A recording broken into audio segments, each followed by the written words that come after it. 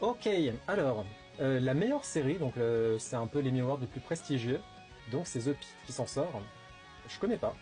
The Pitt sur... Ah, c'est sur HBO. Dans l'Amérique d'aujourd'hui, les professionnels de la santé sont confrontés à de nombreux défis au sein d'un hôpital de Pittsburgh en Pennsylvanie. Bah, je vais le recommander à la mama, ça. Au niveau du meilleur acteur dans un drama, enfin dans une série dramatique, Noah Wyle, toujours The Pitt du coup, qui s'en sort. Donc Noah Wyle, c'est l'acteur principal de The Pitt. GG. La meilleure série au niveau comédie, c'est The Studio qui s'en sort. Apple TV, ok.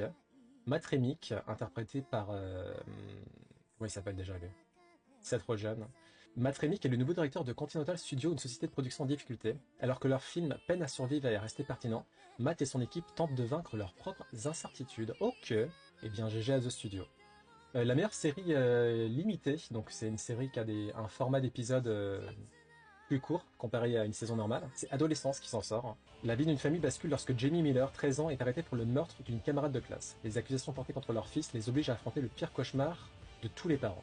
Sur Netflix, cette fois-ci. La série au niveau talk show, c'est The Late Show with Stephen Colbert qui s'en sort grand vainqueur. Donc c'est pour ça qu'on parlait de revanche de Stephen Colbert, vu que l'émission a été déprogrammée, suite à une pression assez importante de Donald Trump. Non, selon les bruits de couloir, voilà. L'Emmy Award du meilleur acteur dans une série limitée, et c'est Stephen Graham pour Adolescence qui remporte l'Emmy.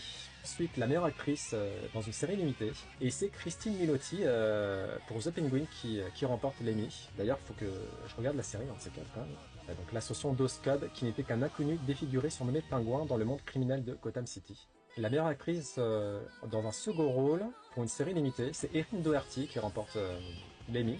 Au niveau de la meilleure écriture pour un talk show, Last Week Tonight with John Oliver qui remporte cette Emmy. Au niveau du meilleur événement spécial, SNL The Anniversary Special, c'est quoi ce truc-là? Ok. Bon là pour le coup c'est plus américain, US oriented, hein, parce que moi j'en ai pas du tout entendu parler. La meilleure écriture pour une série, pour une comédie, et cette fois-ci c'est The Studio qui remporte l'Emmy. La meilleure écriture pour une série limitée, c'est Adolescence. Le meilleur acteur dans un rôle secondaire dans une série limitée, Owen Cooper pour Adolescence. La meilleure écriture pour une série dramatique, enfin Andor, il était temps. Hein.